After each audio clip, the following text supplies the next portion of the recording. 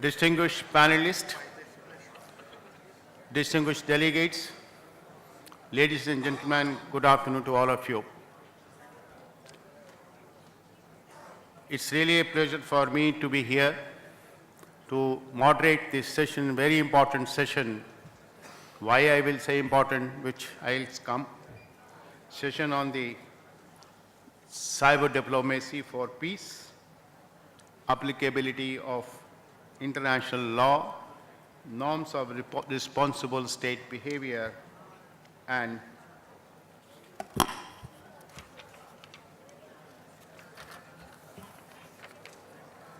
transnational cooperations. Friend, this subject is becoming a very hot because of the very nature of internet. Is open, is interoperable, and the contribution of the digital economy which has come up because of the internet and ICT infrastructure is somewhat estimated to be around 25% of the GDP of the world. A lot of benefits has been accrued, and we are all enjoying a lot of benefits of the internet and ICT. Applicability, it's every sector. Enhancing the productivity, efficiency of every sector. But at the same time, number of issues have arisen because of the misuse of this medium by some perpetrators, adversaries. We have seen large number of attacks, the number of incidents which were reported to be few lakhs, now in terms of millions. Every incident, every security breach is transnational in nature. If you look at the WannaCry and PetaCry, it impacted large number of countries.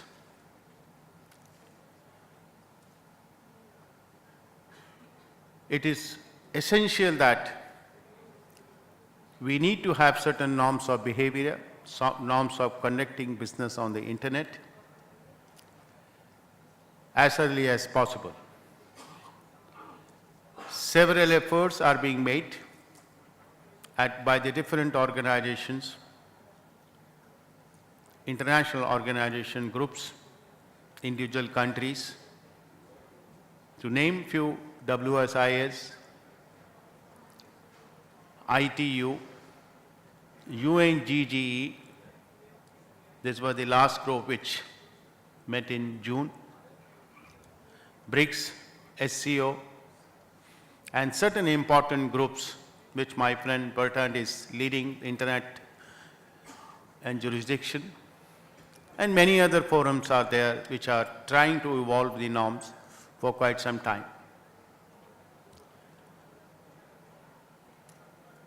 The last UNGGE, which was the fifth UNGGE, was met in the June 2017, and thereafter a lot of issues have been raised in the media.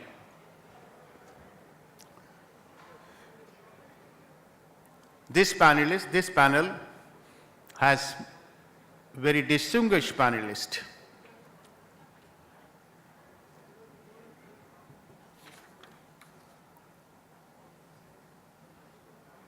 Barring one panelist, all of them were the member of the UNGGE 5. And in fact, we have the privilege, one of the panelists was chairing the UNGGE 5. There can't be a better panel to talk on this subject because subject is so diverse. There are positions. Every country has its own cybersecurity strategies. If you analyze those strategies, many of the principles are same, may have been written in a different form, but principles are same. Still, the conclusion on the last UNGGE could not be reached.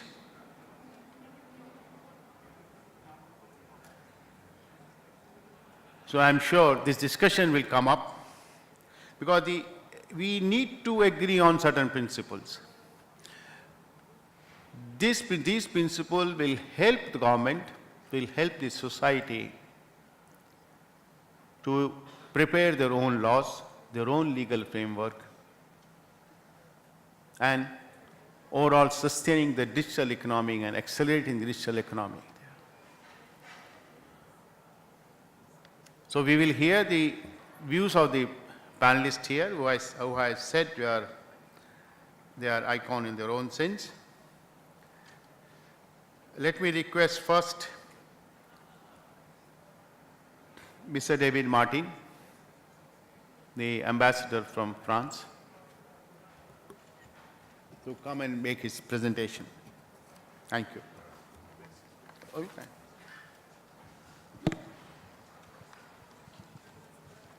Thank you very much, Dr. Rai, for this invitation and this presentation. I would just like to say a few things. First, that I think what the GG has achieved in the last rounds is quite substantial and positive, and I think the experts who were part of that process can be proud of it, and so I'm not necessarily including myself because I know only the last one. What is, I'd say, the main success of it, the main achievement, is that the GGE recognized the full applicability of international law to the cyberspace, including, of course, primarily the Charter of the UN. This is the main success. And then I'd say it has contributed substantially to creating some norms of behavior,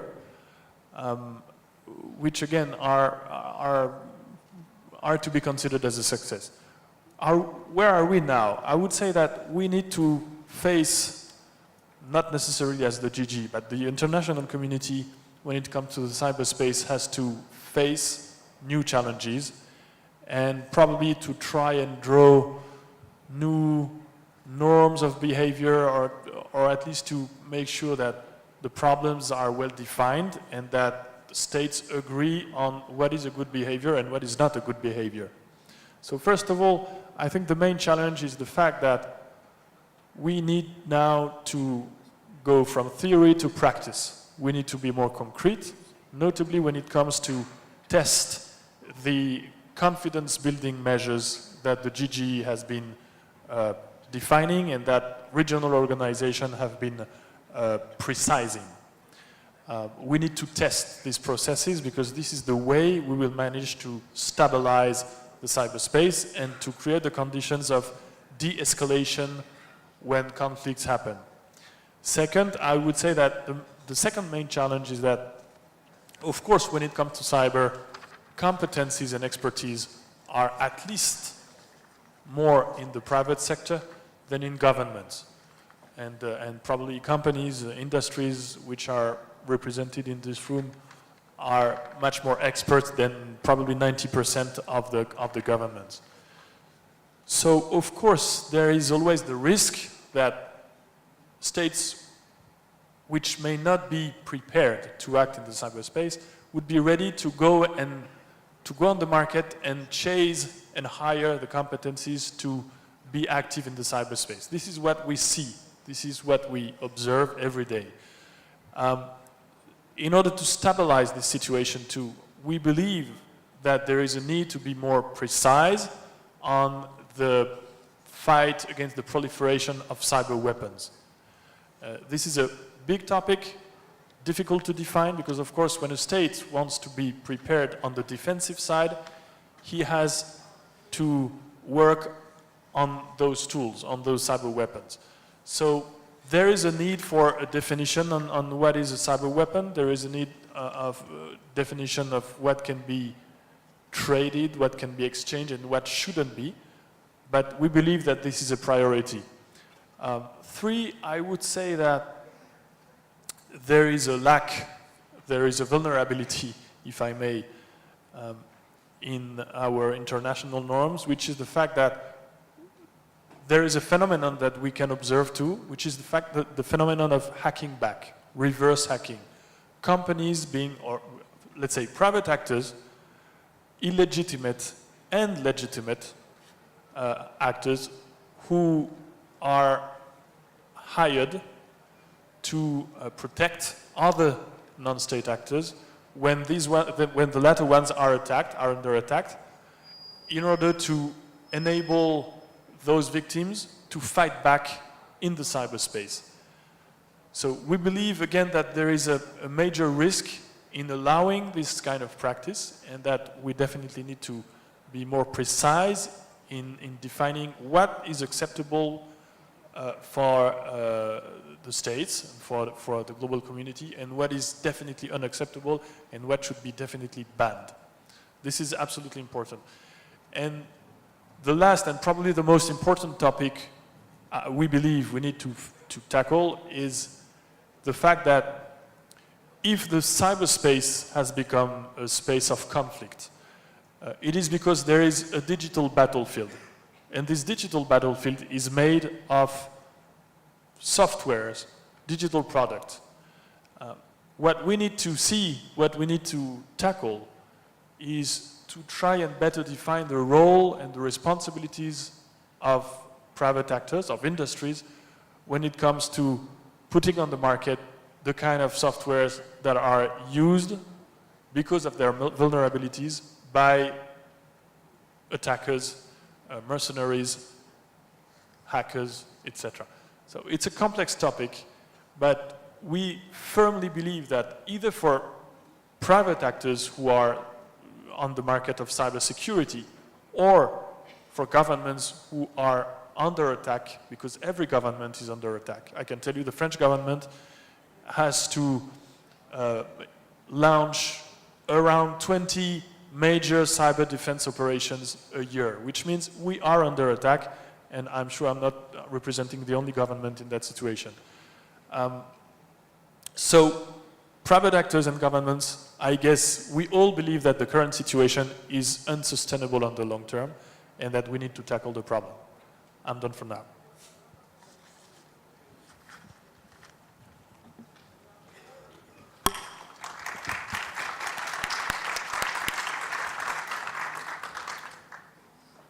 Thank you, Mr. David Martin. Now I request Dr. Katherine Getao. She is the Secretary, Ministry of Information, Communication and Technology, Kenya. She also has been very, very actively participating in the UNGG, which I lost.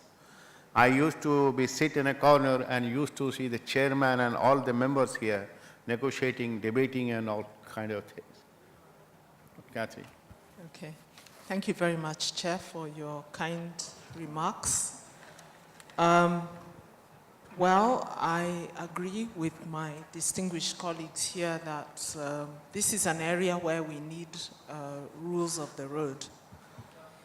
Even in a country like Kenya, which is perhaps the least powerful of the states represented here, an increasing amount of our wealth, our activities, whether they're leisure or economic activities, are carried out in this space. And as a government, we are responsible for our citizens in our space. We're responsible for protecting their data, protecting the financial transactions, which in Kenya, increasing amount are done in the digital space, and protecting society. I'm sure you saw that we had a repeat presidential election last month, and one of the contentions that caused the court to nullify the previous presidential election was the allegation that the data had been interfered with, the electoral data, which was in electronic form. And this costs a repeat election at a cost of more than $150 million US dollars. So it was not cheap. But it was not easy for me to get here because our budgets have really been trimmed this year. as civil servants because of this expenditure. So we see the need to, even as developing countries, to participate in this discussion to ensure that the cyberspace is a lawful space and to ensure that we protect its openness, its security, its accessibility, its peace, and its inclusiveness through norms, rules, and principles of behavior, through confidence-building measures, and through interpreting which international laws apply in this realm. So in the area of norms,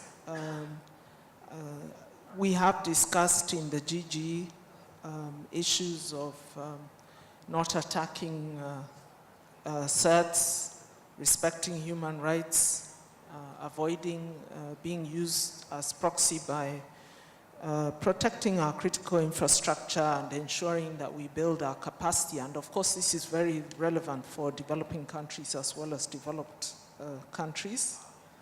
And that we work together to increase the stability of cyberspace. And we build confidence in each other by opening communication channels, making sure that we specify our points of contact, that we transparently share our policies and our priorities so that we can more easily understand each other. And that we put in place measures to respond to attacks, because the attack on one country, of course, in this space, easily spreads to other countries.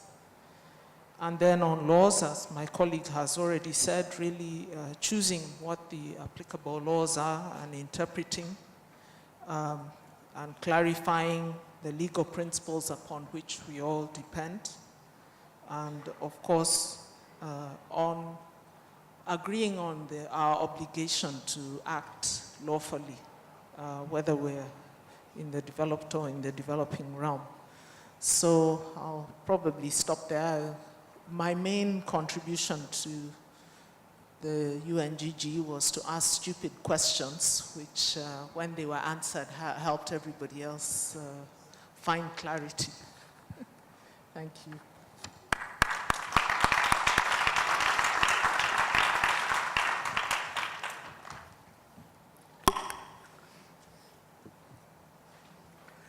Mr. Christopher Painter, he's the former White House cyber coordinator, a man with a rich experience.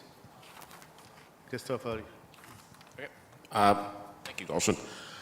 Well, I'm recently left the warm embrace of the federal government or the shackles of government, no matter how you put it. And so I'm going to be less diplomatic than I normally am. And I'm not going to be, you'll be happy to know, given the parade of speeches we've had and various other sessions, I'm not going to give a speech, nor am I going to use talking points. That's one of the freedoms you have when you left the government.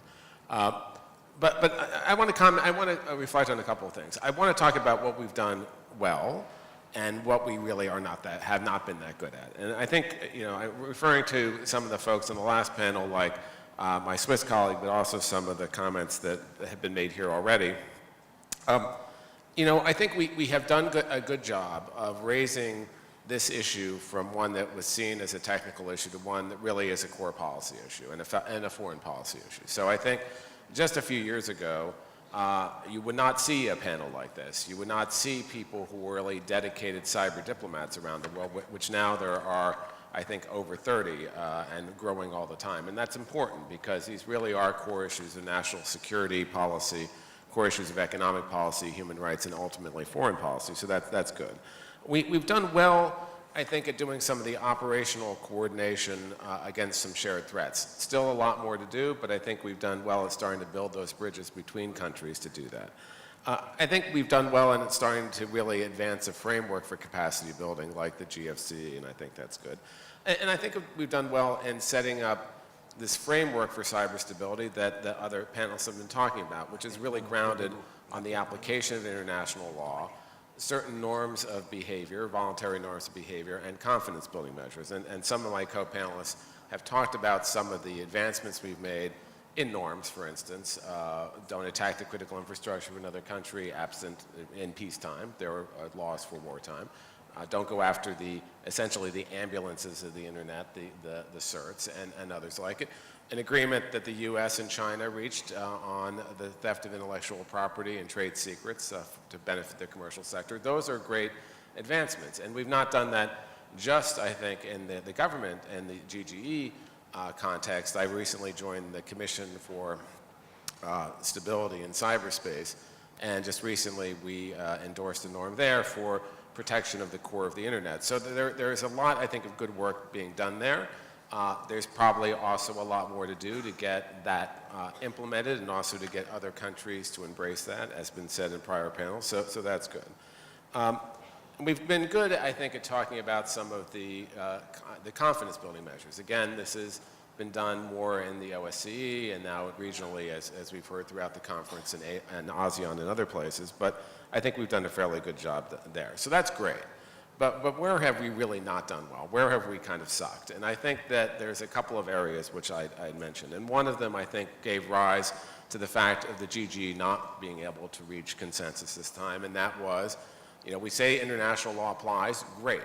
But then there seems to be this inability to take that forward and say how it applies, particularly things like international humanitarian law, things like distinction of proportionality, and what the rights of states are when there is a very high level of threat or attack. And I think it's really critical that we make progress on that. That is not just a boutique issue. That is a fundamental issue that we've been talking about in the physical world, and we really need to have those discussions and not just be an impasse in the cyber world.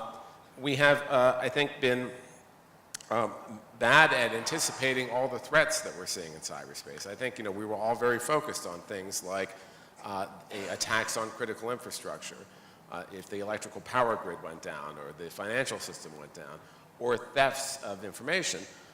I will say from my perspective, I don't think that as a cyber person in the US government, we were prepared for the kind of activity that would undermine the democratic systems. Sorry, Andrey.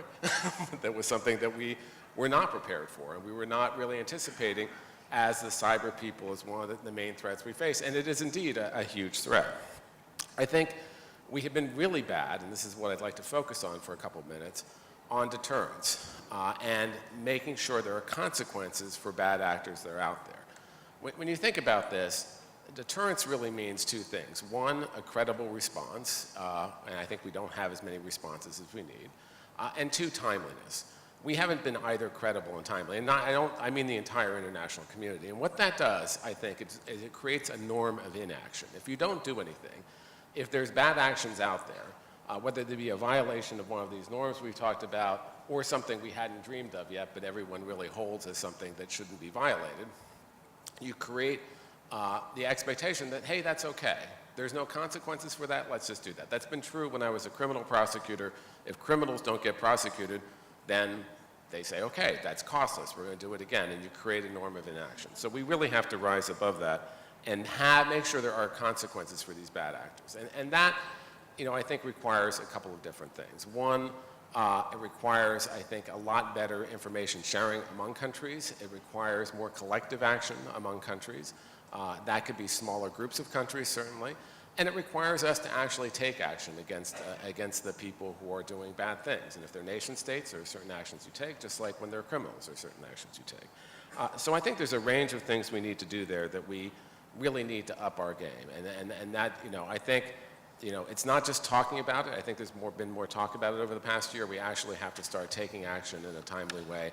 I don't think things like attribution are the kinds of things that make that impossible. I think that gets overplayed often. I think there are ways to do this. And it's better if countries do it collectively. Not every country in the world, but small groups of countries. There's a lot of things we can do to that. Because that, I'll disagree with my Chinese colleague from the last panel who mentioned this and said that if there was that kind of action, that would be destabilizing. I think that's stabilizing. I think if there's a consequence, an expectation of consequences, that actually stabilizes cyberspace if you do it in the right framework, in the right way, with the right kind of transparency. And it actually leads to a more stable environment and not one that is destabilizing. So with that, I'll stop.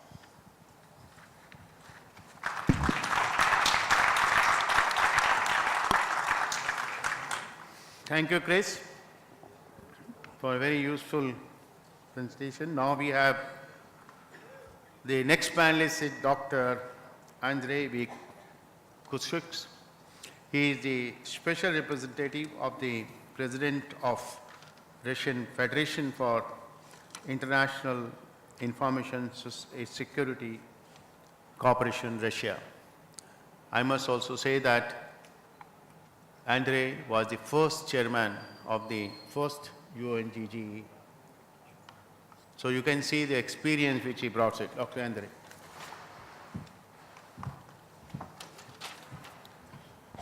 Somebody should be a bad boy at the panel and make a boring and long speech. So I'm the one. And on top of all, according to my presidential protocol, for the sake of diversity, would be delivering my boring report in not English to compensate the briefness of my colleagues and friends. Итак, находясь сегодня and my interpreter will help me professionally with the language. So, be merciful and tolerant. Сегодня, находясь перед столь профессиональной аудиторией, я бы хотел начать не с риторики, а с цифр. Есть общемировая статистика, что компьютер, подключенный к интернету, подвергается атаке каждые 40 секунд. Около 100 атак в час, 4 миллиарда пользователей. Это означает, когда я закончу выступать, компьютеры целого большого города будут выведены из строя. Dear guests, addressing such a highly professional audience, to start with, I would like, instead of rhetoric, provide certain figures. Global statistics show that every 40 seconds, a computer connected to internet is being hacked. This means that each device exposed to about 100 attacks per hour. According to the recent estimates, there are about 4 billion internet users in the world, and before today's statement is over, the number of users whose computers have been corrupted will be equal to the population of a medium-sized town, and the world economy will have lost millions of dollars. Or something even worse would happen, let alone a country's critical infrastructure put at risk. Летом 2017 года стало очевидным, что по большей части корыстные атаки, криминальные атаки – это лишь прикрытие для того, чтобы прощупать уязвимости информационной структуры государств, подобраться к объектам энергетики, промышленности, финансовой системы. Это тестовые атаки.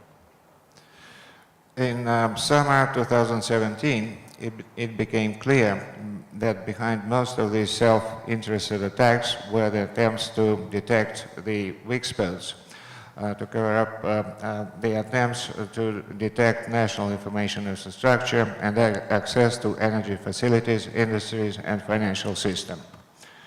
These were only probing attacks. В Москве мы делаем предсказание, что большая беда еще впереди, и будет очень плохо, если эта большая беда нас начнет объединять. In Moscow, there are some estimates that the big evil is down the road, waiting for us, and in order to avoid it, we must join our efforts. Более 200 тысяч пользователей и объектов критической инфраструктуры в 150 странах подверглось удару вируса WannaCry. The worldwide WannaCry cyber attack that compromised over 200,000 users and critical infrastructure in 150 countries last June became a highly clamored event. В июле произошло нападение на целый ряд государств другого вируса, Пети, который представлялся уже не вымогателем. Он не шифровал, а попросту безвозвратно уничтожал данные. In July, a number of states were attacked by another virus, Petya, when the extortionists did not simply encrypt the data, but permanently destroyed it. the real purpose, so the real purpose of this attack was to deliver a permanent mass direct intentional damage. В СМИ неоднократно появлялась информация о том, что из-за действия Пети в ручной режим управления пришлось перевести украинскую Чернобыльскую атомную станцию. There were several reports according to which the Chernobyl nuclear power plant had to be switched to manual control because of Petty virus. Еще более опасная тенденция состоит в том, что информационно-коммуникационные технологии могут стать детонатором развязывания межгосударственного военного конфликта. There is a more serious risk that the ICTs may be used as a detonator or a trigger for launching a military conflict and hostilities. Посредством киберпровокаций можно поссорить государства между собой и довести их до состояния войны. A cyber provocation can alienate states and lead them to the status of confrontation or even war. Россия к такой войне готова. Russia is prepared to face such an event. Ситуацию усугубляет то, что фактически в мире уже не первый год идет гонка информационных вооружений. The situation is aggravated by the fact that we are witnessing many years arms race in the sphere of cyberspace. Ряд государств открыто разрабатывают специальные информационные технологии. И нам это хорошо известно. A number of states are openly developing special counter-information technologies. Цель всего этого — установление контроля над противником в информационном пространстве, The goal is to establish control over an enemy in the вмешательство в information работу его space, автоматизированных систем управления. and the intent is to corrupt and neutralize the overall control and command system of an enemy state. Под эти цели верстаются детализированные военные доктрины, For this purpose, detailed military doctrines are being developed. по информации, которая у нас совпадает с американской. According to the information that we share, which coincides with the information in the United States, Более 130 стран уже провели учения по ведению кибервойны. over 130 countries have already conducted exercises of cyber war. И в этой связи я себе задаю вопрос. In this connection, I ask myself a question. Как можно продвигать новые тренды глобального прогресса, такие как роботизация, искусственный интеллект, облачные технологии, электронные услуги, технологии умных городов, big data, blockchains, интернет вещи и тому подобное, если вся эта сфера зависит от кибератак? I ask myself in this context how the new trends of global progress, such as robotics, artificial intellect, cloud technologies, electronic public services, e-government, building information modeling, smart branches and cities technologies, big data economy, blockchains, Internet of Things, non-cash transactions, electronic medicine, shipping, unmanned transport, dispatch traffic control, etc. can be promoted if all of these and much more falls hostage to lack of internationally recognized standards of conduct and security in digital environment.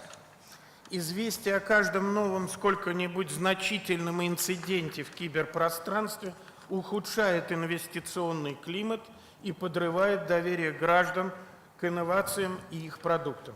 The news of each more or less notable incident in the ICT area harms the investment climate and undermines people's confidence and trust in innovations and ICT products.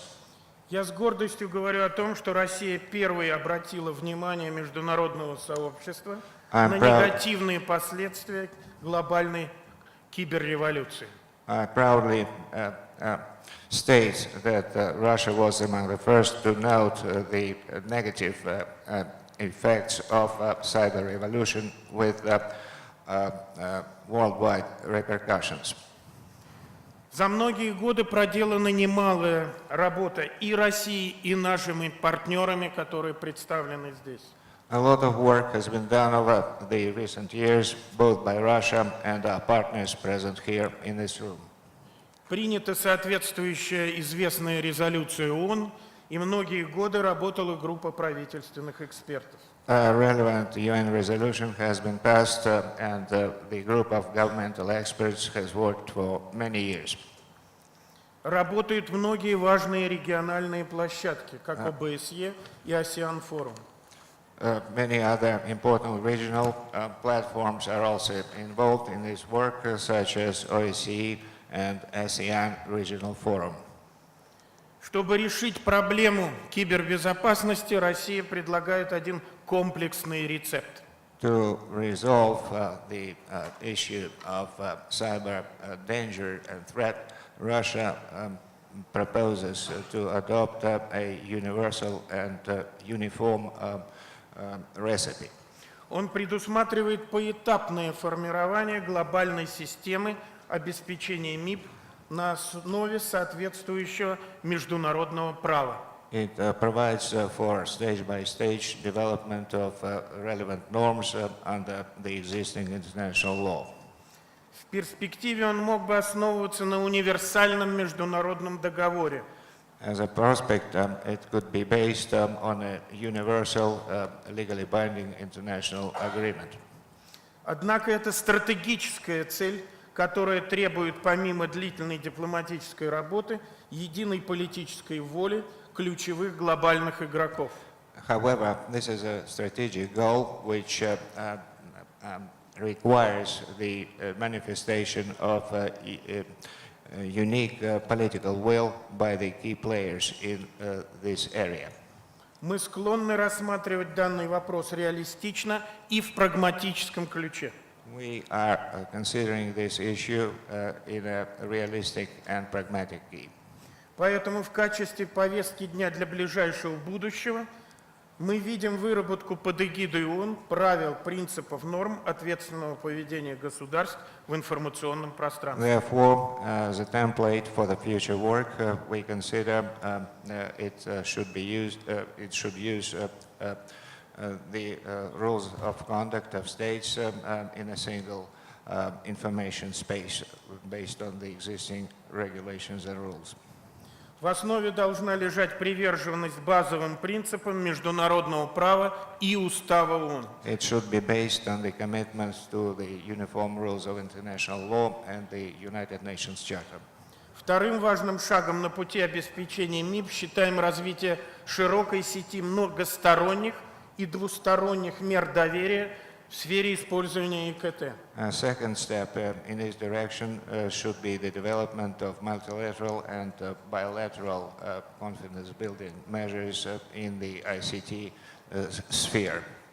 Третье. Мы должны полностью исключить практику необоснованных обвинений во вредоносном использовании ИКТ. Third, we should exclude the practice of unjustified and unbased accusations about the malicious use of ICTs.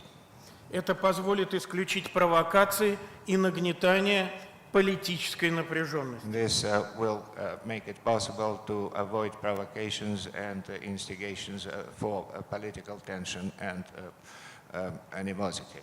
Наконец, мы отстаиваем равный доступ всех государств к управлению интернет и как гарантии этого выступаем за интернационализацию данного процесса. Finally, we insist on equal access for all states to the ICT technologies and achievements, and as a guarantee, their involvement in this process. Мы выступаем против того, чтобы регулировать военно-политические конфликты с использованием ИКТ, потому что мы выступаем за предотвращение этих конфликтов в зародыше. We call for preventing the potential conflicts in this area by avoiding the use of ICTs for malicious purpose. Особую озабоченность у нас вызывает то, что миру активно навязывается концепция силовых военных контрмер в цифровой сфере. We are especially concerned that the world is imposed the concept of possible use of digital technologies to punish the potential enemies. Подчас безосновательно миру навязывается идея введения санкций и наказания неугодных стран в обход существующих механизмов, прежде всего Совета Безопасности ООН. Quite often, the world is imposed in the face of the sanctions which are taken against unsuitable or inconvenient countries in bypassing the mechanism of the UN Security Council. Во многом именно эти противоречия проявились в ходе заседаний последней группы правительственных In экспертов. many respects, these contradictions have become obvious during the recent meeting of the group of government experts. Мы не считаем это трагедией. This is not a tragedy in our view. Группа проделала большую и полезную работу. The group has conducted a considerable and useful work. Я сам был председателем двух групп.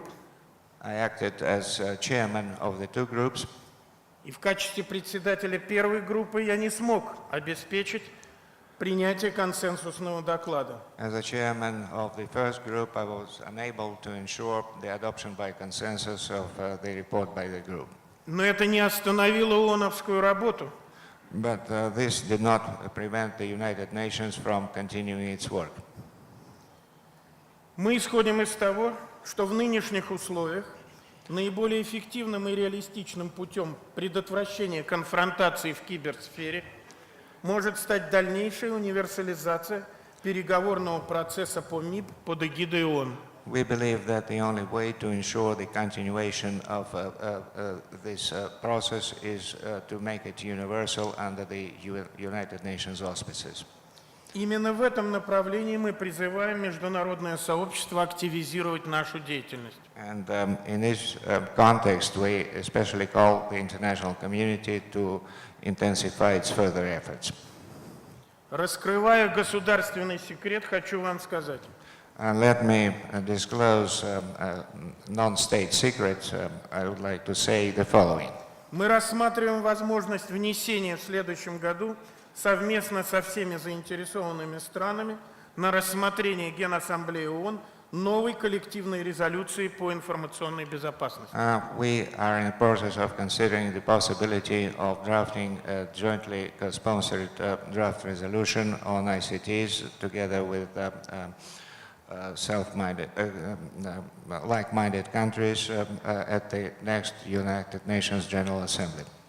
В ней могли бы быть сформулированы нормы, правила и принципы ответственного поведения государств. This draft resolution could contain the norms, rules, and regulations of responsible conduct of states in the ICT area, А также конкретные положения по механизму дальнейших переговоров в рамках ООН по вопросам МИП. and specific provisions regarding continuation of negotiations on individual aspects of the ICT problematics.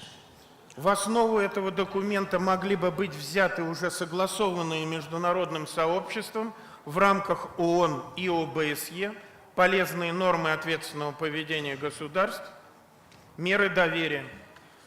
This document could use as a basis the already agreed principles within the United Nations and the OSCE on cooperation and confidence-building measures.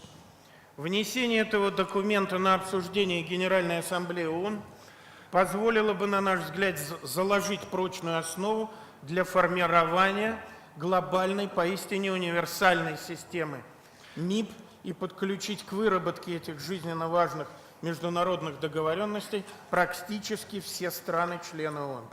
The tabling of this draft resolution for consideration by the United General Assembly could help us get involved in the process, practically all UN member states, in order to achieve practical results in the area of ICTs. И в этом контексте мы могли бы договориться окончательно и в деталях относительно применимости международного права. Regarding the international communication security, we would like to also agree and coordinate in detail the principles applicable, principles of the international law applicable to this sphere. On the applicability of international law. В заключение хочу подчеркнуть, Россия уверена в себе, мы знаем свои возможности, ни перед кем заискивать не собираемся и не будем. In conclusion, I would like to emphasize that Russia is certain in itself, knows its potential, and is not going to kowtow to anyone. Рассчитываем не на ультиматумы и односторонние действия, а на здравый смысл международного сообщества. We are looking for the common sense of the international community instead of ultimatums and unilateral actions.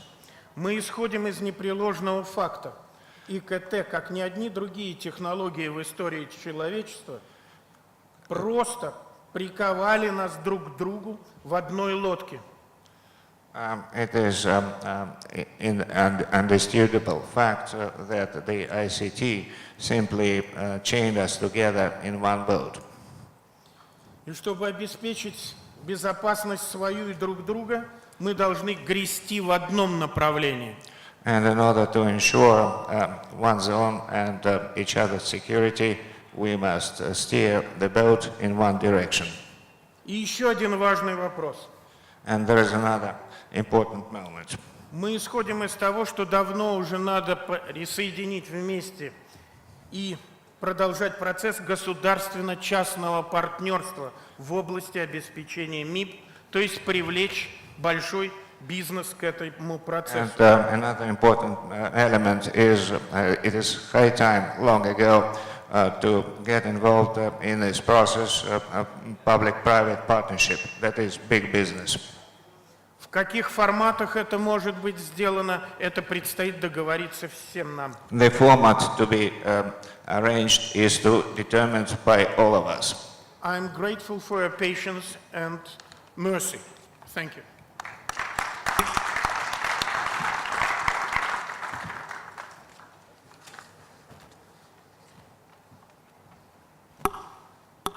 Thank you, Dr. Krutskikh. Now we have the last panelist, Mr. Karsten Geier. He is the head Cyber Policy Coordination Staff, Federal Foreign Office, Germany.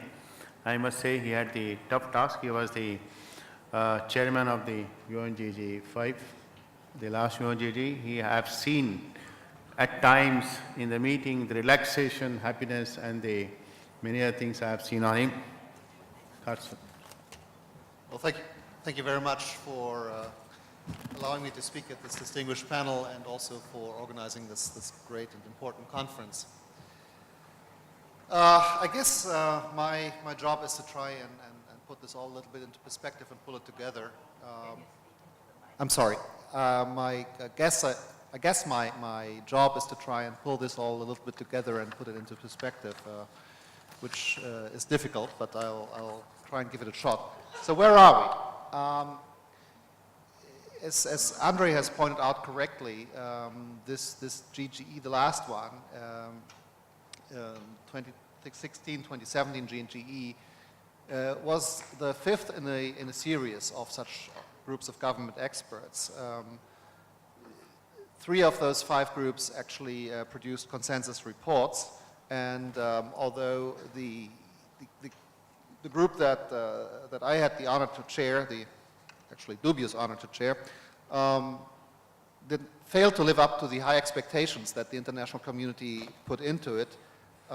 The reports of the 2010, 2013, and 2015 GGEs continue to live and be viable. Just to recap, the 2010 report, I think, alerted the international community to the fact that ICT can present a challenge to international peace and security. The 2013 report produced then recommendations as to how to address this challenge, and in particular also stated that international law, and in particular the UN Charter, is applicable and is essential to maintaining peace and stability. And the 2014-2015 GGE offered some insights on how existing international law applies, and also produced recommendations for voluntary non-binding norms of responsible state behavior to reduce risks to international peace and security.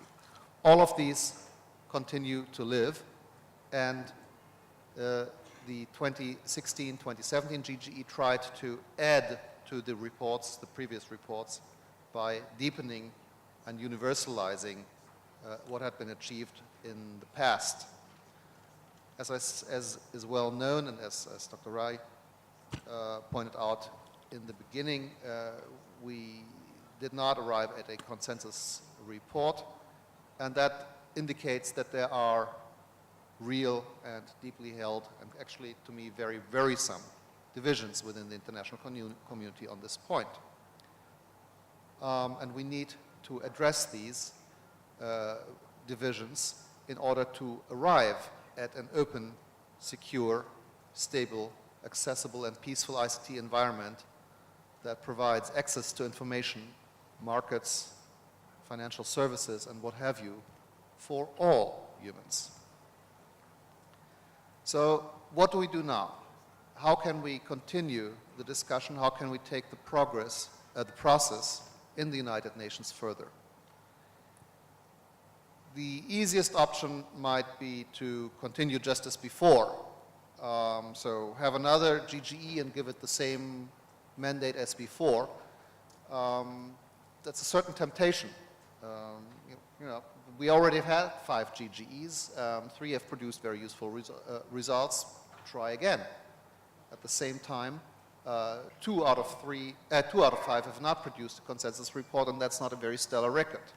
In addition, after you've failed, trying the same thing again, the exact same thing again, expecting a different outcome, can also be considered a sign of madness. So there are also good arguments that can be fielded against having another GGE. What could be possible alternatives? One option could be to have an open-ended working group that has already been proposed. Open-ended working groups are quite common in the United Nations. They are established usually to discuss concrete issues and arrive at a concrete outcome. The problem with open-ended working groups is that they are very large. They have an unlimited membership. All UN member states can participate, which is so they're very inclusive. But they're also, because of this inclusiveness and their large size, they're also very unwieldy.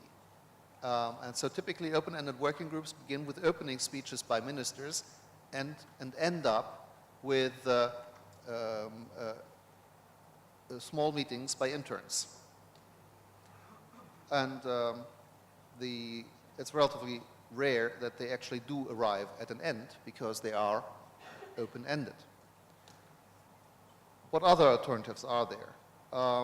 One might think of having a kind of a mixture, perhaps a smaller working group of the first committee or subcommittee of the first committee that could precede its meetings with by consultations with the wider UN membership and possibly other stakeholders. So you'd have a relatively small body that would do the deliberative work and be charged with producing a concrete outcome. And you'd have an element of inclusivity and transparency by having these regular intersessional meetings with the wider UN community and with other stakeholders. One might also want to look at the mandate of such a group.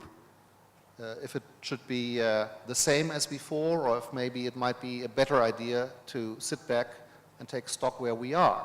So maybe it might be a better idea to say review implementation of the 2010, 2013, and 2015 reports and provide concrete recommendations as to what can be done to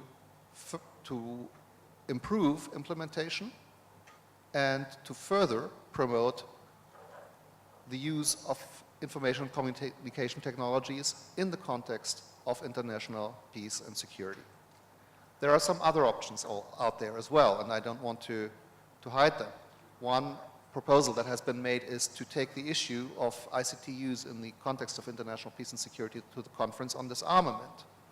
The Conference on Disarmament meets in Geneva. It has some 60 or so members,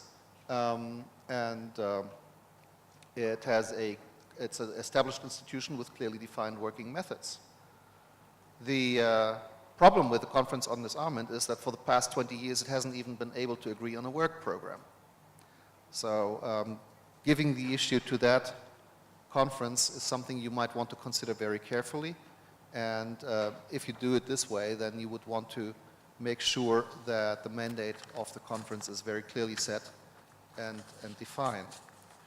Similar arguments hold for the idea of giving the issue to the Disarmament Commission, which is a subsidiary organ of the UN General Assembly. The Disarmament Commission is clearly very representative. It's composed of all member states of the United Nations. The problem is that it focuses in its work only on a very limited number of agenda items each session, normally no more than 2, and one of those is always nuclear disarmament. And so it might not be easy to get the Disarmament Commission to turn its attention to the issue of ICT use. Another alternative could be to simply move the issue completely outside the realm of the United Nations and simply convene a conference of parties. Conference of interested states. That's always an option. Such a conference could mandate itself. It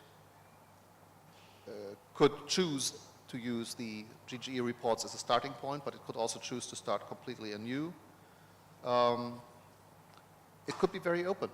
It could also include stakeholders.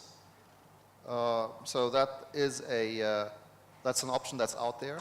However, the question that needs to be asked is if a self-mandated group really carries the kind of international legitimacy that only the United Nations can convey. So these are some of the options that we have. I believe that we should use the time ahead of us between now and the coming General Assembly, when the General Assembly will revert to this issue, to deliberate very carefully upon the options before us, both the format as to in which way do we want to continue the discussion in the United Nations, and also the mandate. What exactly is it that needs to be done in the United Nations next? What is it that we need to turn our attention to? I think, though, and I'll close on those 2 points, 2 points should not be put into question. First, that the 2010, 2013, and 2015 GGE reports retain their validity. And second, that the discussion in the United Nations related to ICT use in the context of international peace and security must continue, and it must continue in a transparent and inclusive way. Thank you.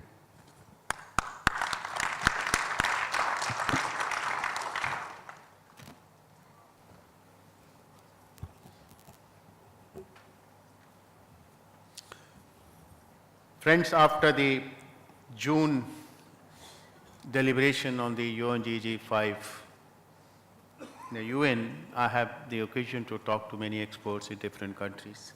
There are two views which are emerging. One is to continue introducing the new norms and start the discussion.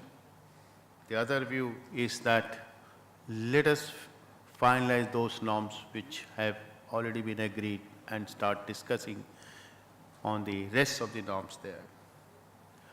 But whatever be the view is ultimately taken, as Mr. Karsten here has said,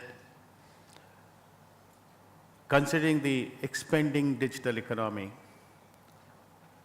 there is an urgent need to look at the cyber norms, finalize those norms from the perspective of the security, including national and economic security, and focusing particularly on the rights of citizen data protection, privacy, and the freedom of expression. Friends, our goal should be to prevent the emergence of a world where cyber conflicts undermines trust. Cyber norms that limit potential conflicts in cyberspace are likely to bring greater stability and security to the international community. Cyber norms can also serve the government as a compass as they seek to codify their own laws and regulation for action in cyberspace. It will also help many other organizations which are discussing some different aspects of the issues on the cyberspace to finalize their issues. Let us work together to make a meaningful progress. I thank the distinguished delegates. Each one of them is an icon, long experience, rich experience, and the distinguished participants to have a patient hearing. We can, if the time permits, we can have 3 questions. Is all agreeable? Yes. Kindly introduce yourself, and if you can point out the question is addressed to which panelist.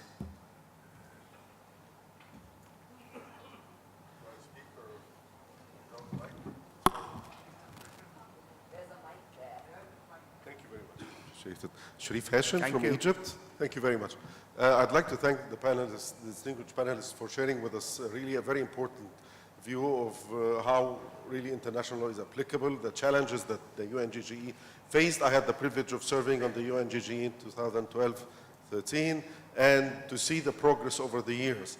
I have a question here. It was mentioned a few times about really coordination between various states. As a professional working in cybersecurity, I fear now moving forward from non-state actors. They cannot be deterred. They are like-minded criminal groups, terrorist groups, and they work in absence of really unanimous agreements on really how states would have a strong stand against them. These groups, they can cause damage. They can cause international, regional, and local conflicts using cyber means. They can have a flash drive with thousands of viruses. It is very hard to deter them. It's extremely hard. And sometimes they are desperate. What's your views? Because, I mean, in absence of a report now, we'd like to have more momentum in the process. We'd like to have more encouragement of states to work together the differences. Because as a professional community, we fear that these, terrorist groups, special interest groups, can cause international conflicts, disruption of international peace. Thank you. Well, I can start. I mean, you deter and you also respond to different kind of contact depending what the group is. So we've been talking mostly about nation states and how you might create some rules of the road there. I don't like the term cyber terrorism because I don't know what it means. Terrorists clearly use the internet to communicate and to plan, but we really haven't seen terrorists launch the kind of attacks that you're talking about yet, and there's lots of reasons for that. But I think we'd have to use the same tools we'd use against terrorists in the physical space to respond to that. Cyber criminals, whether they be transnational organized criminal groups, I think you have to do a much better job, and we've done a lot of progress on this in enforcement and working between countries, things like the 24/7 network.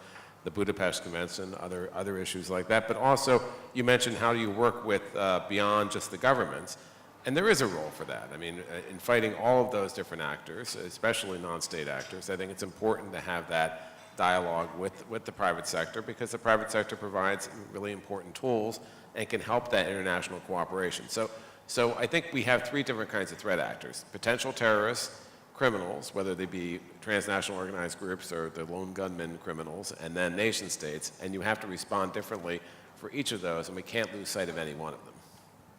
Sir, may I? Yes, thank you, Moderator. I'm Dr. Charu from Indian Institute of Public Administration.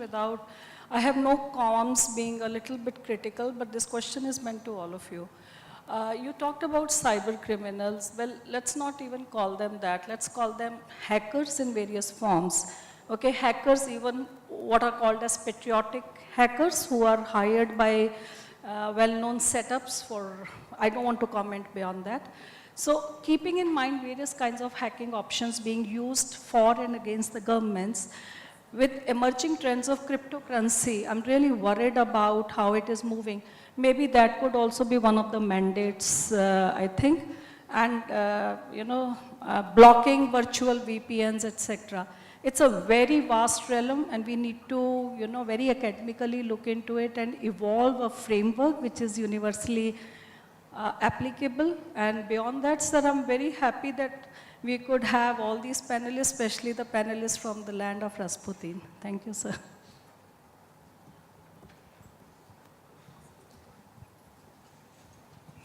I'll try and take a stab at it. I believe that indeed the private actors, the hackers, maybe also the actors using the internet for terrorist purposes, are a challenge. They are a challenge to our security, sometimes to our economic prosperity. They're a challenge to the kind of internet that we want to see, to a good and positive internet. So far, what they are not is a challenge to international peace and security. And I think we should be very clear that we have different threats that we need to address, and we need to use different tools to address them. And the tools that we apply to the prosecution of criminal use of the internet, or to preventing the use of the internet for terrorist purposes, are very different from the tools that we need to ensure international peace and security. The tools that we need to ensure international peace and security, I believe, are a clear understanding of how existing international law applies to the use of cyber capabilities, ICT capabilities by states, the confidence that states will adhere to these rules, and also the capacity of all states to engage in a law-abiding and confidence-inspiring behavior. And that's a very different set of tools than, for instance, mutual legal assistance or help in investigating online crime or joint action to prevent terrorist use of the internet. Thank you. The last thought-provoking question.